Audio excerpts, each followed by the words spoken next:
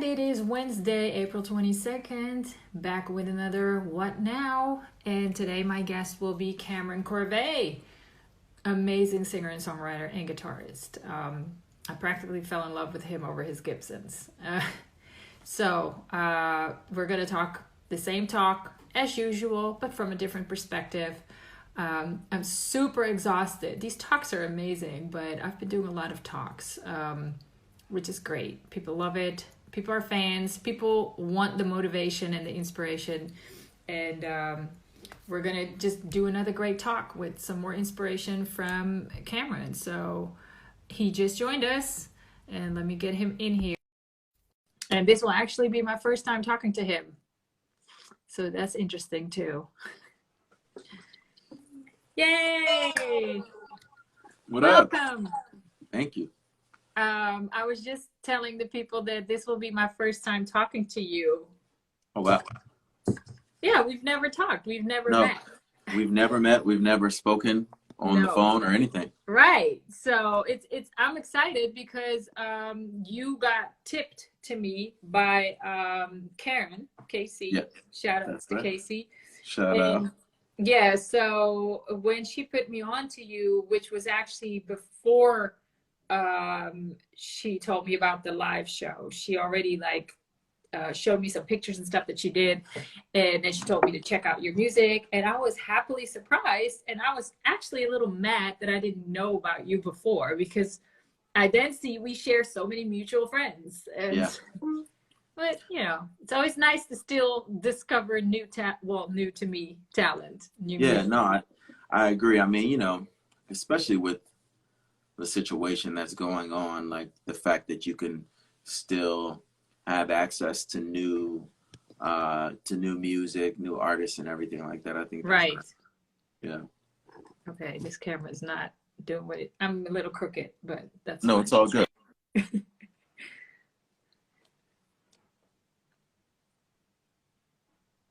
Okay, is that my connection or your connection? Hello?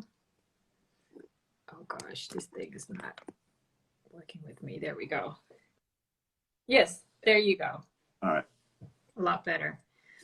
But so one of the things that I did love when I first started researching you is obviously the Gibsons, my dad was a guitarist. He passed away a year ago, so it's still very fresh to me, missing, hearing him play and, seeing the guitars on a regular. I mean, my mom is not selling them, thank goodness. Yeah, right. So it's, so that always has, connection for me to my dad. So whenever I see Gibsons and people playing them, I'm already instantly a fan. Right. What is your connection to the Gibson per se? When I my first guitar that I ever got was a Christmas gift from my parents. I was begging them for years for a guitar, and then they finally got one for me. It was not a Gibson, but it was an acoustic guitar, which is what I asked for. But as you continue to play guitar, you get more interested in different sounds and tones, and I started trying to play around with the possibility of playing the electric guitar. And the first electric guitar I got was actually a Fender Strat. Oops, sorry. The first electric guitar I actually got was a Fender Stratocaster. Okay. And also one of my dad's kids. Yeah.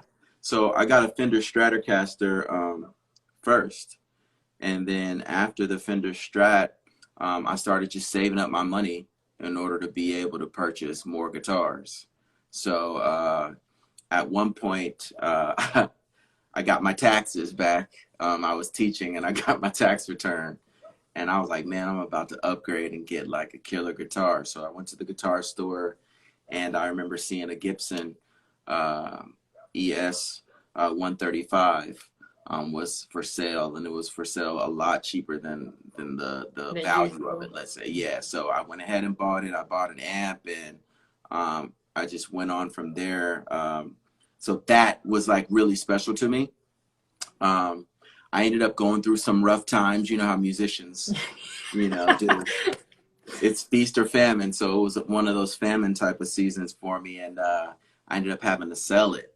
So No, yeah, I thought you were gonna say, "Oh, I wasn't selling my guitar. I was on the streets, but I had my guitar." nah, I had to. It was like once you get down to gear as a musician, then it's really tough times because that's the last thing you want to see go. Yeah, But I sold that guitar and I just was determined to, get it back get one it day. back. So Yeah.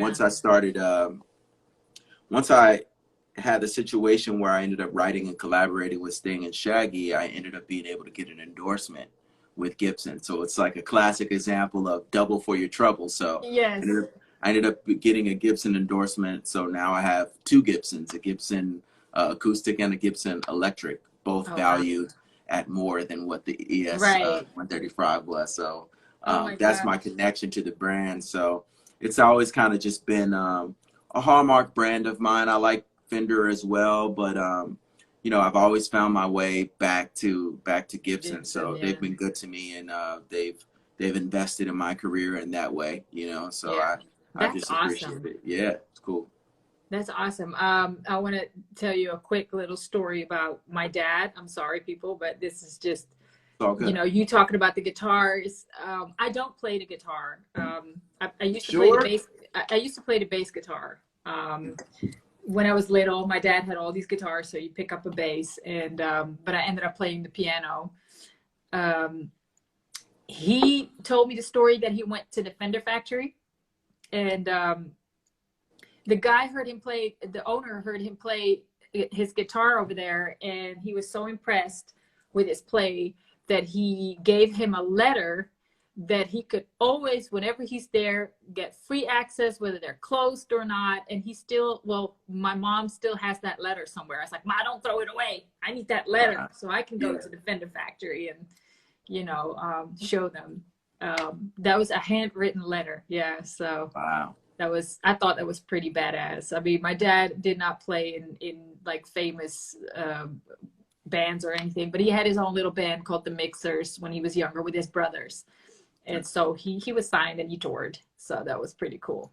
That's Yeah. more than most. Yeah, Um, that's I true. and I feel like the experiences of touring are lost on a certain generation of artists and performers because there are a lot of the access to creating music that could be out for people to listen to and consume at large. There's a lot more access than there used to be. Yeah, There was a that's time true. when you couldn't record music unless you had enough money to go into the The studio studio, or yeah. you knew someone like that. So I feel like the touring element is kind of it's come after. I think in terms of like the order of things, there were a lot of bands that barely got in the studio, but they were going out there and Yeah, touring, and that's what they really used to make a name for themselves. So yeah, it's like one of those things where I feel like when you tour, that's when you really become a great performer.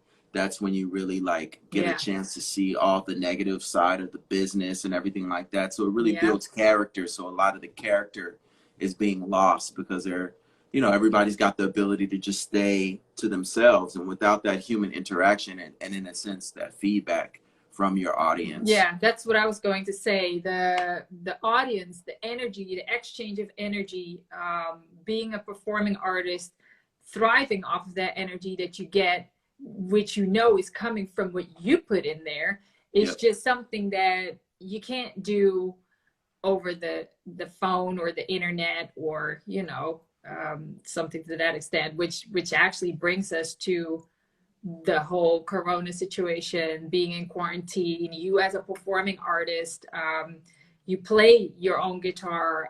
Performing with a live band is also different than, let's say, being a rapper with a DJ.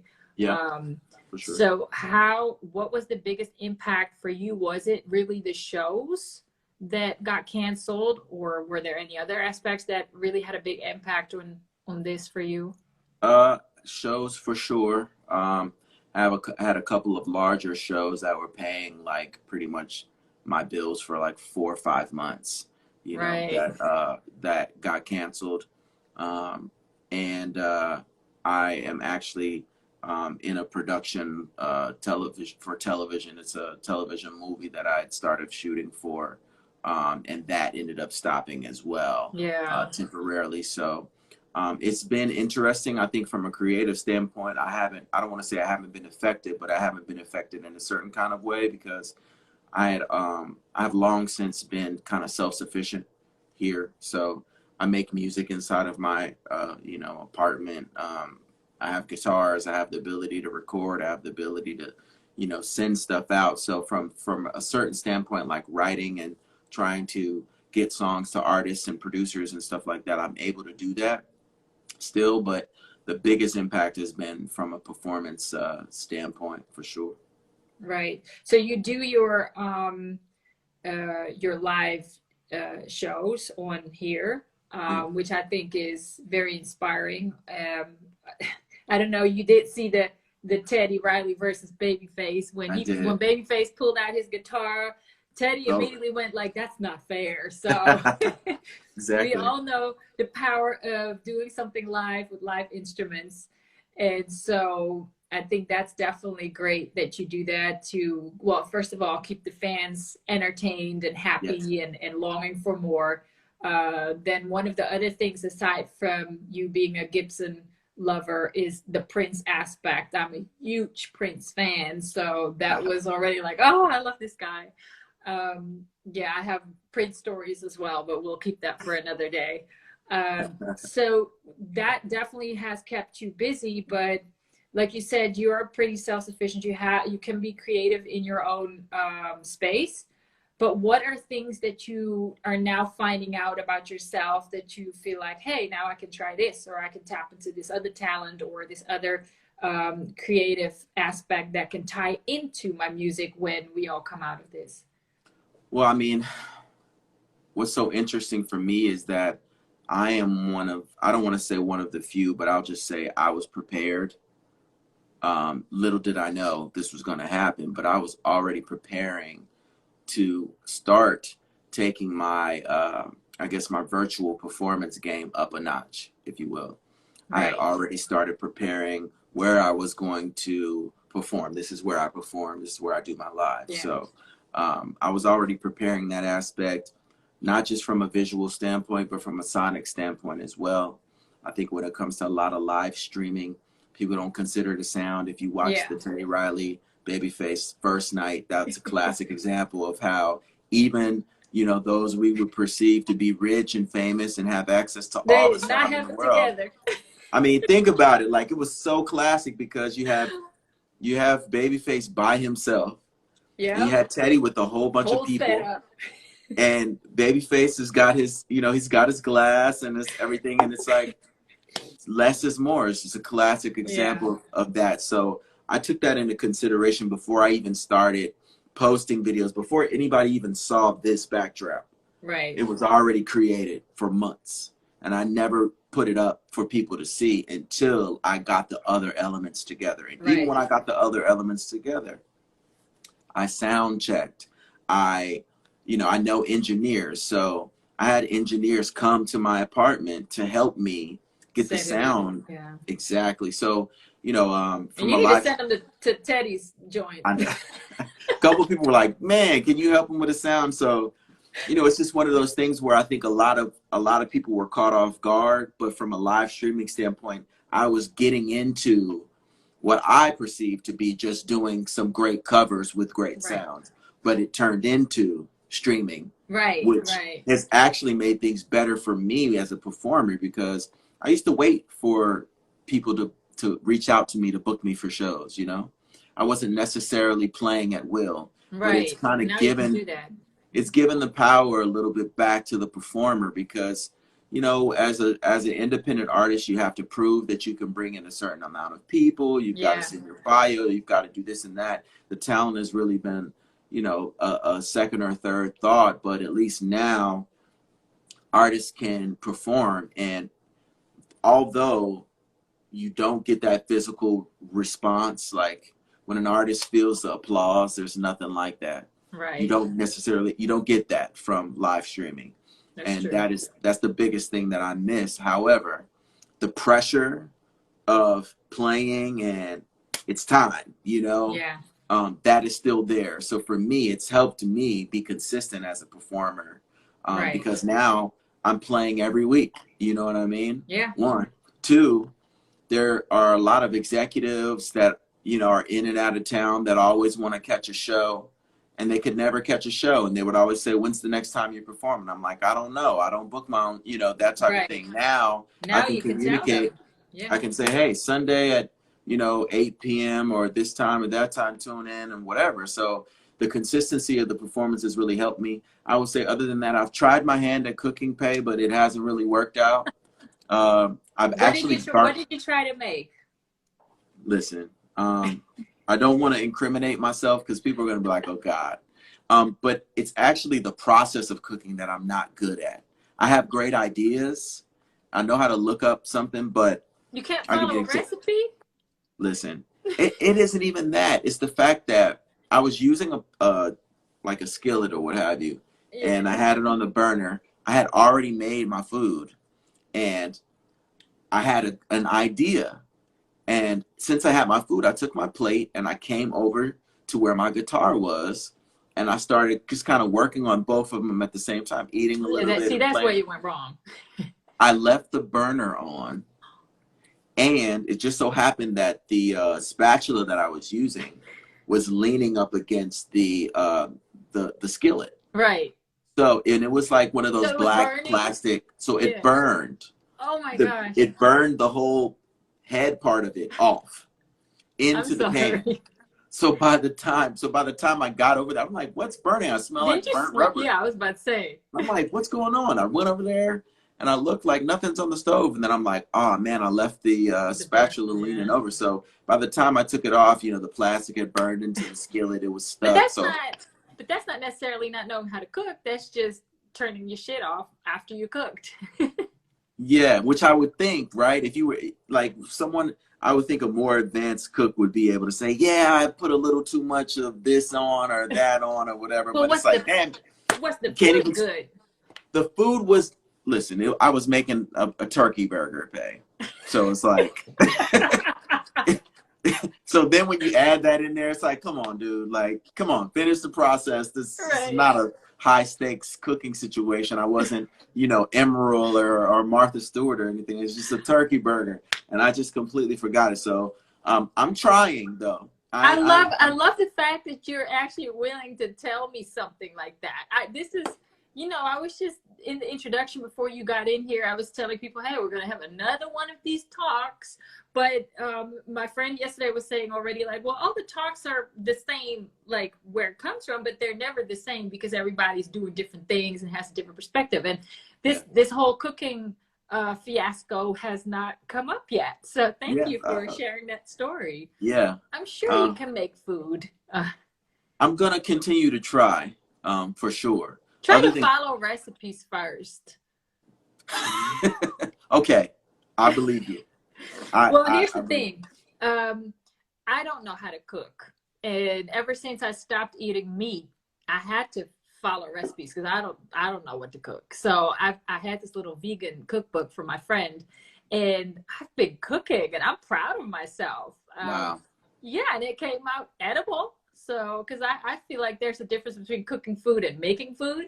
But yeah, you'll get there. I'm learning as well. So yeah. Other than that, I've kind of been playing around with more elements of media and art. Right. I'm a huge. I like watching movies, so I probably have a subscription to every paid service you could have at this point. And I'm a huge documentary buff. I love documentaries, whether it's mainly music and sports. Right. But I watch plenty of documentaries. I mean, politics. I just like seeing. I think the fascination for me with documentaries is seeing how people became who they were.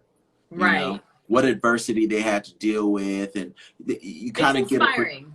It's inspiring, especially as a creative, because you want to make sure that during these, it's peaks and valleys, at the end of the day, nobody gets a free ride.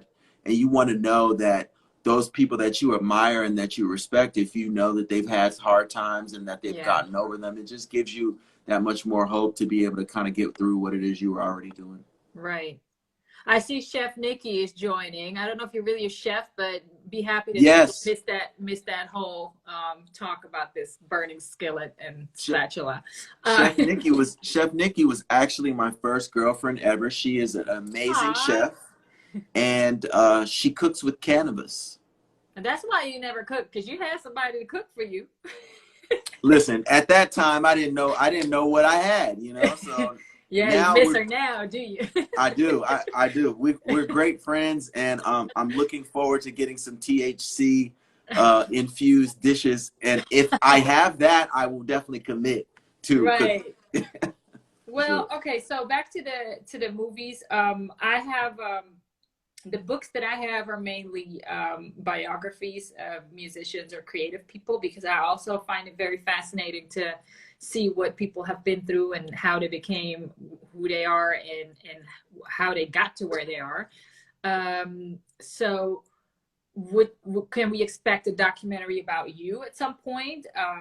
Especially, you know, you with all your things that you're trying out, but also you seem like a person that would be interesting to see what your journey was.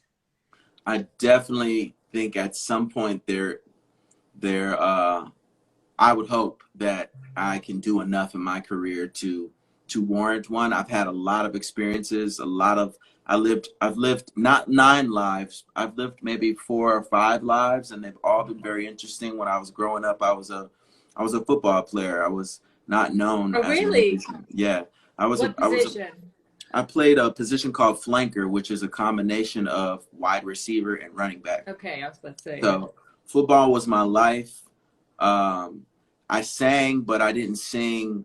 I don't want to say secular music, but I sang classical music.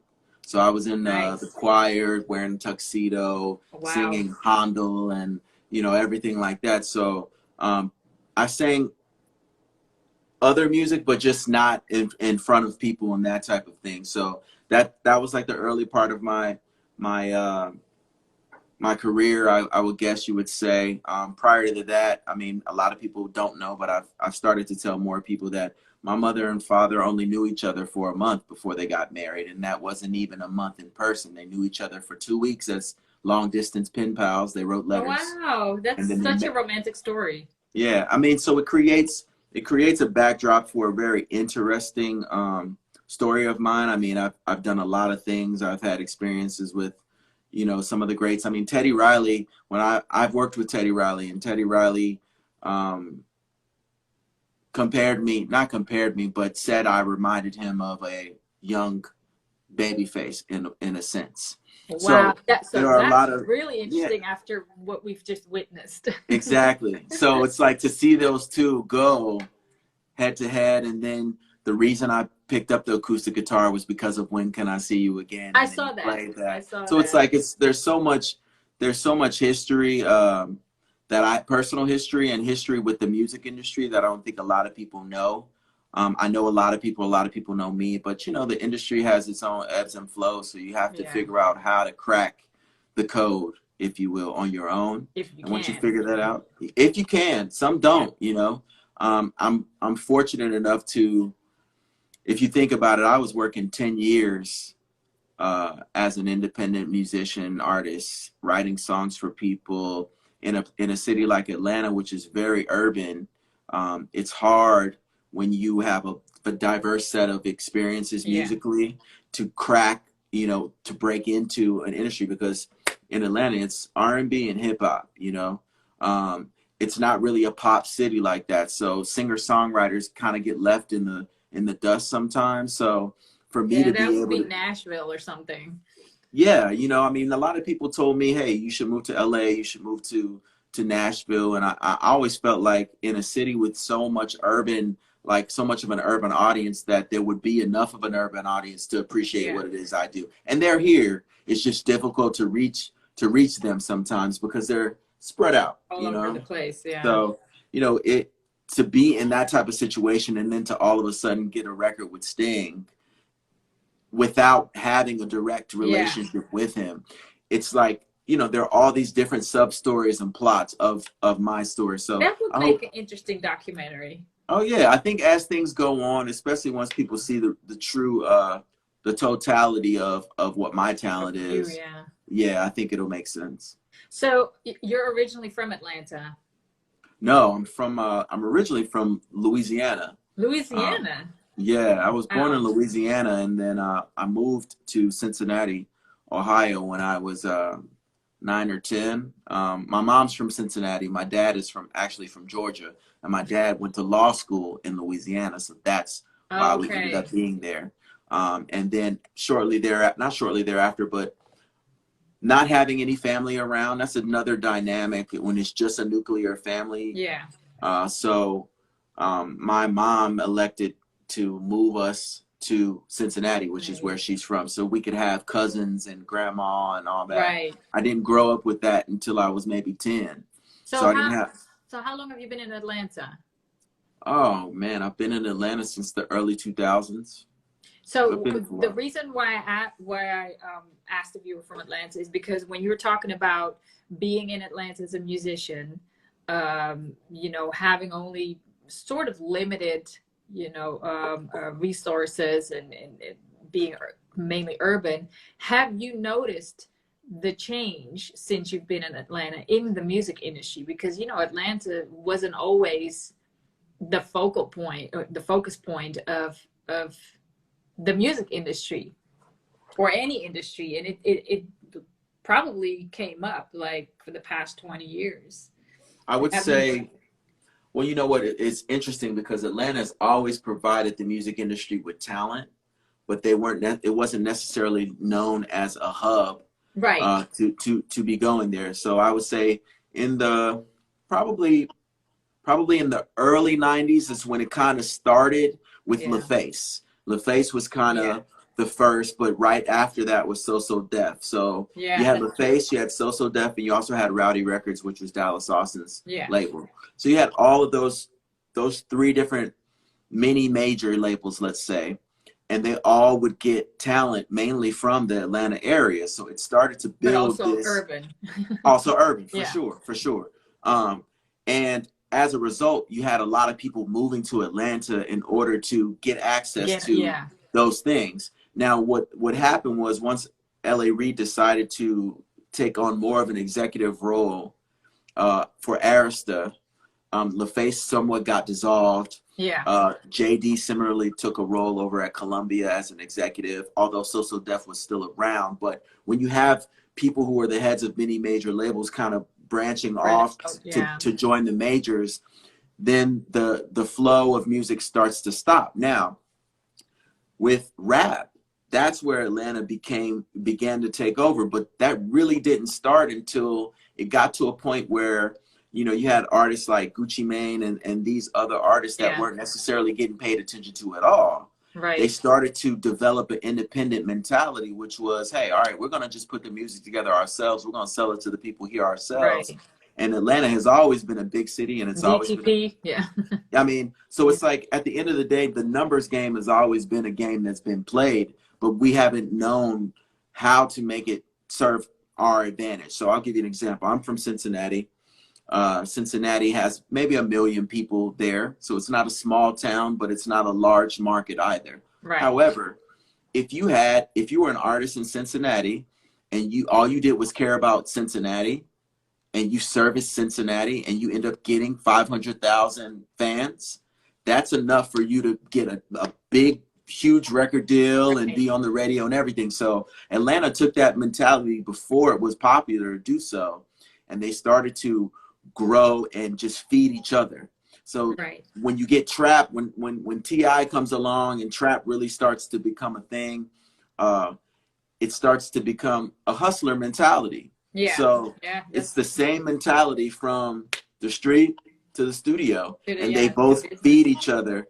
And if you have that going on, the radio in Atlanta is going to pay attention to what the people are paying attention to. So that's how you get an artist who's not known all of a sudden getting a song Yeah. on the radio. And then when a song is on the radio in a big market like Atlanta, there's like 7 million people here. So when a song is on the radio here, it doesn't matter if people everywhere else know knows the song or the artist, because if it's getting played here, that means it's going to register to those executives that are outside of Atlanta. Yes. That's going to make them come here and invest and look for talent and so on and so forth. So that has been the way that Atlanta has become more of a power player, because if you have this many people who care about trap music, there are going to be other people in other places who care about it too. So because the explosion, everything blows over to Europe. We're always a little behind. Well, not necessarily anymore, you know, ever since the internet and Spotify and stuff. But I remember when I was growing up, we didn't get the stuff that you guys had, and I had to go to these were my teenage years. I had to go to this little record store that actually had the import CDs and vinyl, and not the regular, you know, chain store. And I had to go there and literally tell them, if this comes in, put one aside for me, because everybody would go there for the imports. And, you know, you had the US version, and then you had the Europe version that didn't have the remixes that you wanted because you heard them on the radio or whatever. So yeah, that was how we got up on the music. Yeah. But back to you. So how does that work for you in your hustle? I think some of that is still a little bit to be determined.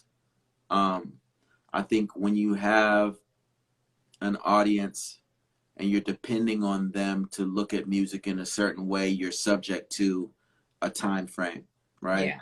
When I first was down here in Atlanta and I was walking around with an acoustic guitar, people thought it was a banjo.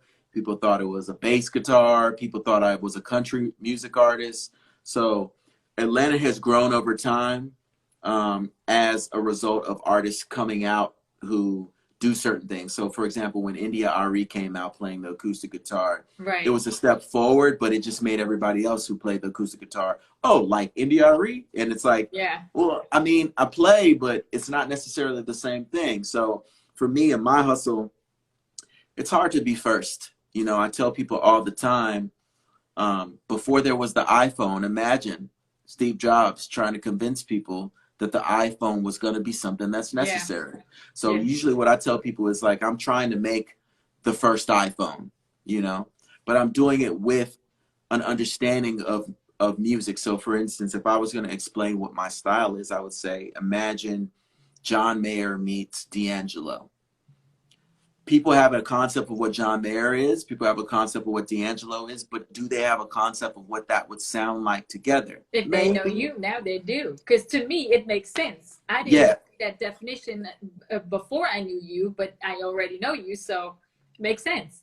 Right. Now, okay, so you're in Europe, right? You're in the Netherlands, which I've always felt like was very receptive to a bunch of different styles of music, especially American music, especially hip hop music. Yes. You know, so I feel like an audience like you would automatically get what it is I do, or California or something. But if we go back to Atlanta, you know, really, well, you have to think about it. Atlanta is the city, at least, is primarily African American, right? Just because I look like the same demographic, it doesn't mean that the music is going to be received in the same way. True. So if you have people who grow up and all they hear is a certain type of music, and they never listened to James Taylor, and they never listened to the Police, and they never listened, you know, and it doesn't say anything about them, because they're just anything about the parents. No, I'm kidding. I mean, you could say the same thing, right? If I was in and I want to get your opinion on this. If I grew up in a country town, and I had the acoustic guitar, they could arguably understand what I was doing easier than, you know, Atlanta, because of the fact that I'm bringing an instrument. As soon as I pick the guitar up for an audience that's familiar with the acoustic guitar, there's something that I'm connecting with immediately. Because there's only so many different ways you can do this right here. Yeah. So I think what it has been is, okay, how does this, people have always appreciated my talent down here. People haven't necessarily known how it translates to the business of music. Right. So it's been up to me as an independent artist to help people figure it out. So the first thing you do if you're an artist in my position is you stay consistent. You keep putting music out, you keep performing, I agree. because the audience will grow with you at some Yes. point. Even if it's your own audience that you keep cultivating, and you start out with 50 people in a crowd, and those 50 people go tell 50 people, now you got 100. Right. It's a harder way, a longer road, but I feel like you're building fans that are going to stay with you forever. Well, you only need, 2,000 fans to make a living off of your music. 2,000 hardcore fans that buy your music, that buy your merch, that go to your shows, etc., to actually make a living. Yeah. That your core base needs to be 2,000, I think. Wow. Well, you know what I think also with technology, it allows an audience to be as smart and have as many options as they should have, you know? That might not always be the good thing, though. No, well, the bad thing I think about it is there's no quality control because everybody can just put music up. That's what I was The good thing about it is somebody like Tori Moy, I would never know about. I may not have known you. I mean, like I used to work at a record store. I used to work at Tower Records back in the day. Cool.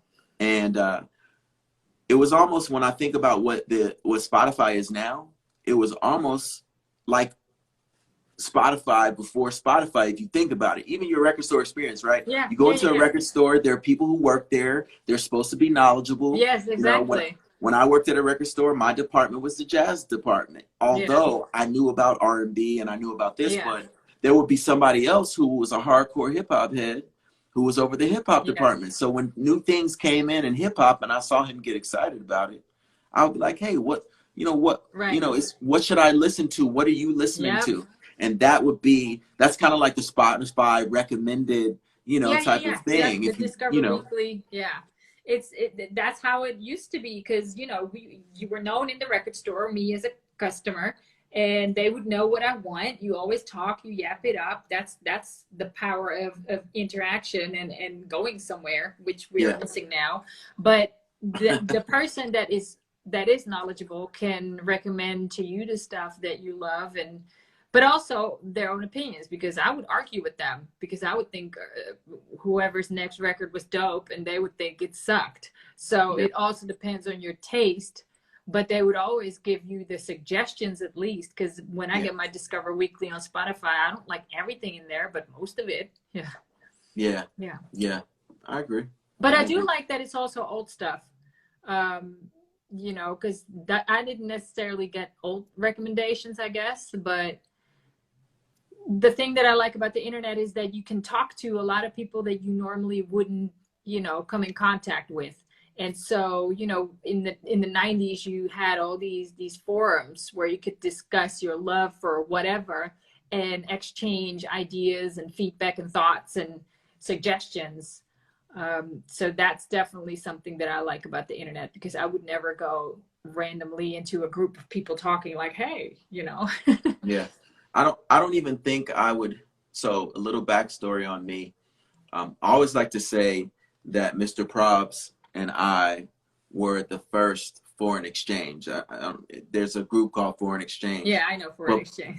But prior to Foreign Exchange, Probs and I were working in that way back in 2006, But Foreign Exchange have been around here longer, though. What year did they? We have to look at. I think we should. Alphonse and Nicolay, they've been working together for a long time. So who knows? I believe that. I think I just want to Can somebody out there in TV land look up Foreign Exchange on Wikipedia and see? Look it up. I want to know when their first album came out. I think Probs and I started in 2000. No, it wasn't 2006. It was 2005. We used to communicate via Yahoo Messenger. And 2004. Connected came out in 2004. Okay. But it doesn't matter who was I'll first. accept that. I'll accept that. You were also already doing that without knowing other people. It wasn't like you were doing it because other people were doing it. That's the whole. No. Yeah. No. It's true. Yeah. I mean, and the landscape back then was completely different when it came to. There was no real streaming, and like YouTube really got popping right around what, like '06 Oh, I'm maybe. so bad with years. I always like to think about these things just in retrospect when it comes to my career or whatever. But just to go back to the whole concept of the technology and the streaming and everything, when he and I were collaborating, we started collaborating. I guess the broader point is we started collaborating in 2006. I didn't meet him until 2014. Right. So because you can do that now. Yeah. You can do that now, but it's like, I don't even know if people care enough to want to go that far with it. If you can make things happen, because there's so much collaboration that goes on the internet. If somebody is learning how to make music today, their concept of who they can work with is definitely more vast than it was before. That's true. So what's the reason for me ever to come to Amsterdam if I can work with somebody in Amsterdam via long distance? Unless I'm doing a show, I might not ever come there to work in the studio with somebody. Well, see, I understand that people think like that, but I've had talks with different types of people in the industry, producers, and everybody, at least from the old school place, are in favor of being together in the same room, vibing off each other. That's when the best music comes out. That's not to say that the music that you make over the internet is not as great, but when you vibe together, you really get a feel for each other's rhythm, for each other's melodies, harmonies, whatever you call it, and energy to create the most beautiful art. I completely agree with you. I think the key to what you said is old school. Because I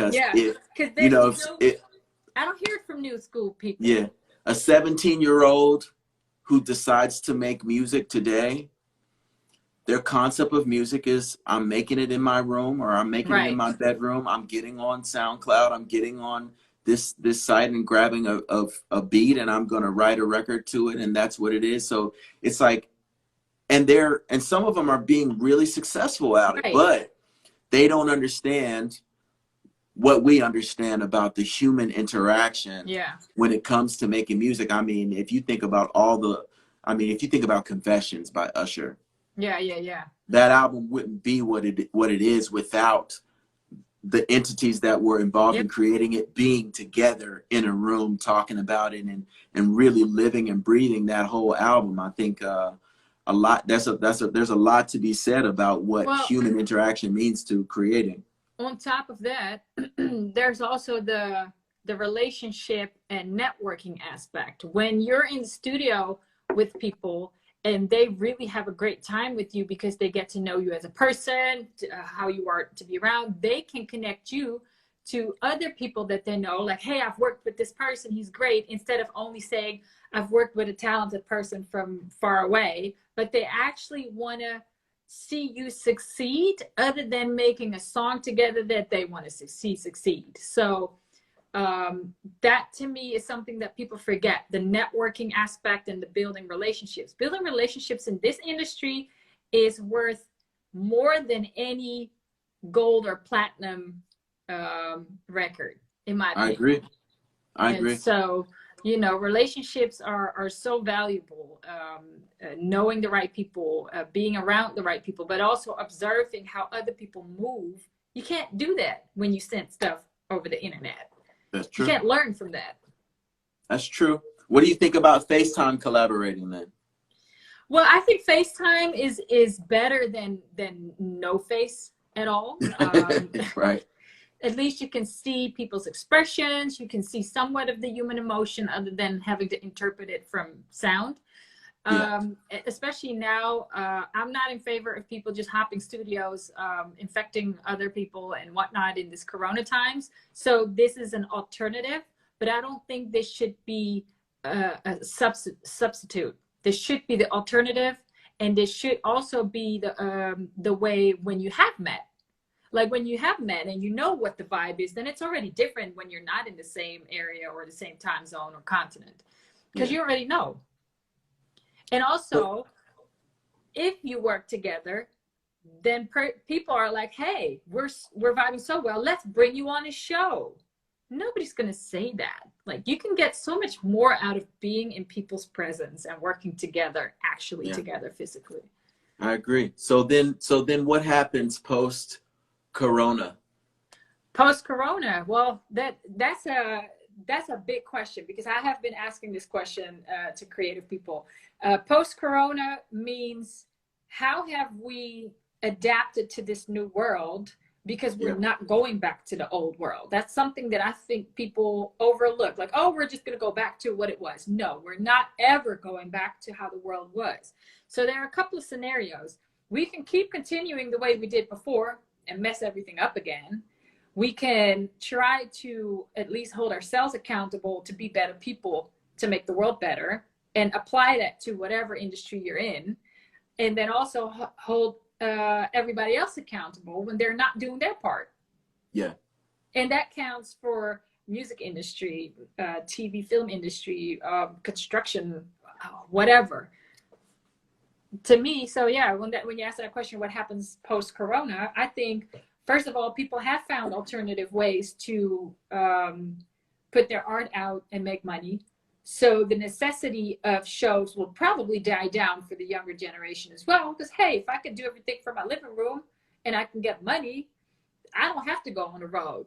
You know, this is a lazy society. Everything is being catered to. Everything is being fed. Nobody does anything anymore. Why should I do this? If I can just get it. It's a lazy society. So who knows? That might open up opportunities for actually artists that are willing to travel and willing to do shows. So it could be a good thing and a bad thing. Yeah.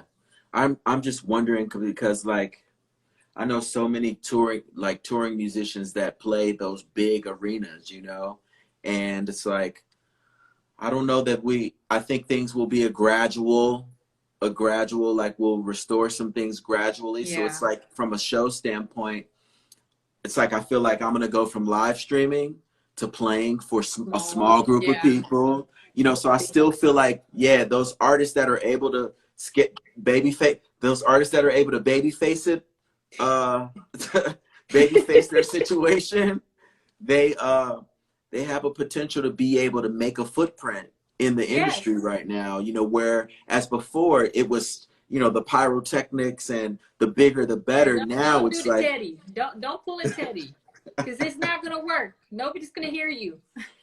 No, right? I mean, it was just so classic to see. You know, I feel like there are so many lessons to be learned from that situation. All we needed was 2 phones. That's it. We didn't need the whole, you know, shenanigans. And it was just, and I understand him. He just wanted to make a big, you know, impact. Yeah, for sure. But it's And then Babyface with I'm by myself, you know, social distancing and all that. Oh, that was so funny, but so true. Then also cool it with all the reverb. I already call the reverb Teddy now. Like put a little bit more Teddy on verse 2, or you know. It's like, it was so funny. So for you, doing your live streams, keeping in touch with your fans, making sure that you're still being seen by all the executives and bookers and whatnot to see what your talent is, so you could just come out the gate, you know, doing shows. Next to that, will you be doing live streams and all other, you know, creative inventions when everything does go back to, you know, doing shows and when the gates are open? I think I will. I don't think I will do it as frequently as I'm doing it now. You know, I don't want to, my biggest thing is I don't want to bore people, and I don't want to beat them over the head with something. I think the challenge for me with live streaming these days is, okay, how do I keep making it interesting? Because I'm feeling how? By doing different time slots, because I'm not staying up every night for all these live streams. Like I did it twice for Teddy and Babyface, and that was killing me already. Like, can we get a morning show from you guys, which is an afternoon show for us? Well, you know, I like the fact that you're doing yours at 3 p.m. Eastern, because I feel like late here. Right. I mean, I feel like, though, that's a decent time for 4 time zones if you think about it. 9, you've got 3 here. You've got 2 in the Oh, this Midwest. was strategic. This was definitely strategic. Yeah, I mean, it's definitely smart. I think for me, I toyed around. My second one, I did it at 5 p.m. I think, or 4 or 5 p.m. my time. Right. Because I was trying to give it an opportunity. I think the day of the week has something to do with that, definitely. For sure. I think from a live streaming standpoint, though, I just had to start committing to a time. And you go into the live streaming world, at least I had to understand. I go into the live streaming world knowing that the numbers won't be the same every week. Yeah. It's going to change. It you is, know, yeah. So it's not about the short, the short run or the short being short-sighted. Is about the long, the long distance, part of this, which is for me what I had to learn by trial and error, which is really what I'm getting. My live streaming game, the things that I'm doing, I never would have been doing them just on the first one, So understanding the concept of having, something that's visually interesting to people, being able to understand that, hey, it is my phone, but I'm communicating with people. There are people who are watching me, making sure that I am talking in between, making sure the sound is good, the time slots, but most importantly, just being consistent. So I think once everything is lifted, I'm going to continue to live stream. But if I live stream once a month, I think that's just as good, because for me, I've gained fans, and I've also gained revenue, just to be honest. Right. You know what I'm saying? So yeah, you had your little thing in the back. Yes. So now also we don't have Cash App out here, or that's true. That's true. So those are things that artists just don't realize. Like, when you're using the internet, think globally. Yeah. I agree with you with the the set day and time, but hey, do a Wednesday afternoon for us folk out here, or for your other fans all over the world. Throw up a PayPal instead of a Cash App if we want to donate. Yeah. It's something that I've always been a little annoyed by with Americans. Excuse me, but they're so only focused on the world being America, when there are fans out here, and we cannot see your shows when you go out, when you're in the States, unless you come here. So if you do a live show where we can have a normal time to stay up, then we can enjoy your shows. Also, there are executives on this side. There are bookers on this side that may see that because somebody else is, calling out your live stream, and they may want to book you a European tour. I think the creative compromise would be to, I mean, for me, just thinking about everything that I do most of it myself, Yeah.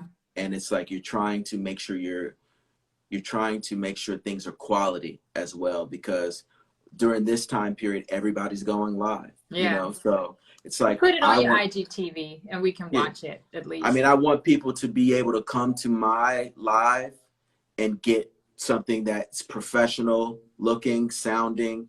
I want them to get almost as much of the experience as they would get live. I want them to get it from my live stream. I think the compromise would be to do an early afternoon show and an evening show. If I did because I just feel like if I did a 2 p.m. my time show, that's doable. That's something that I could prepare for. You can chill. Yeah, and then afterwards I still get enough time before doing the 8 p.m. Right. I think a lot of it is trial and error. I mean, if I could do that, I would, but it's I'm in between doing that and creating content and still writing songs and practicing, and and if you think about it, my live stream last week was all Prince. Yeah. I decided to do that the day after the live stream I did before that. But how many days does that give me before I have to execute Prince? Right. Somebody like Prince. Now, we know how Prince fans are. They don't want to see Prince messed up. They want to see Prince as good as it can be. So it's as somebody who is a fan of Prince, I don't want to do Prince and anybody. No, I don't want to offend anybody. I don't want to mess up any words. I don't want to, I want to make it feel like it's worth your time watching. So it's like this week I'm doing slow jams. I haven't announced it yet, but it's all slow jams. That's awesome. For this weekend. So a lot of it is trial and error. As soon as you think you got it, there's one more thing you can do. Like, I didn't even know how to do pinning, how to pin. Yeah. I don't think I don't know how to pin. So it's like, I'm gonna have to figure it out as we go. I thought I figured it out by, you know, creating. And even that, I had to do it backwards. I had to be backwards. Weird. So it's like, you have to know that it's got to be backwards in order for it to, so it's like, those are the things you learn by doing it. You know, people, and you're not the first, but more than one person has been like, hey, I don't use Cash App. What about PayPal? So the alternative would be have the Cash App appear, make the PayPal the pin that people can see. And that way I can reference it, you know, because, you know, you want to be able to have a seamless type of performance and not look like you're overdoing it when it comes to. Well, you were not. That. You were definitely not. I don't want to cut you off, but we got like a few minutes left. No problem. I saw Dandy something ask about or telling me about the De La Soul painting. I did a talk with the painter, the artist that did that. Mike Thompson, Mike T Artworks on Instagram. You can find the talk on my IGTV. Sorry, had to do that. No, it's no problem. Yeah, so that's the reason why I talked to Mike is because everybody kept commenting about the painting. So yeah, I did talk with him. I know we didn't specifically get into everything that I wanted to talk to you about during this pandemic, but for me, honestly, being a music journalist at heart, I love talking to new people that I wasn't familiar yet, especially completely blank. We have never talked. Learning so much about you makes it so much more interesting for me to listen to your music now, because that always helps when you have a connection with the artist. Knowing your background, I'd love to hear more stories about how you grew up, and you know, because all these little bits and pieces that you gave me now just keep me want to ask you more. So unfortunately, we only get an hour. It's great to see you're still creative, that you were already ahead of the game with the live streams. At least you got your sound in order and everything. I honestly can't wait till I see an actual live show from you. I already know that it'll probably remind me of my dad, which is what all your, you know, guitar shows do, your acoustic shows do. So thank you for that. No problem. Are there any motivating words that you want to give out to the people that are dealing with this pandemic, not knowing what to do, whether they're creative or not? I do want to say to everybody to take the time to be re-inspired by the things that inspired you to begin with. So that's a nice one. I've been listening to Prince. I've been listening to all the things that made me want to do music. That's what I've been listening to. So I'm rediscovering my love for music. When it comes, if you have a business or something, think about bartering and trading.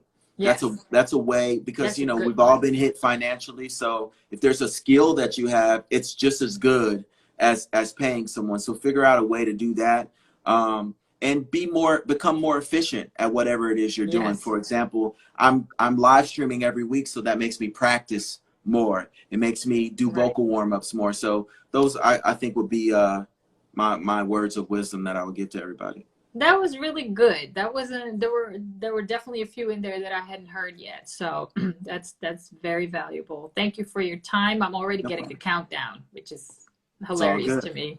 No, thank you. Also, check out his talk on what was it, by CSAC. You talked to so many great people. That was amazing. I haven't seen it all yet, but people go to his Instagram, Kameron Corvet. Check out his music if you don't know him yet, and we'll be looking out for your live streams. Yes. Stay safe, stay healthy, wash your hands, and hope to see you soon on this side. Yes, same here. Thank you for having me. Thank you so much. All right. Thanks everyone for tuning in.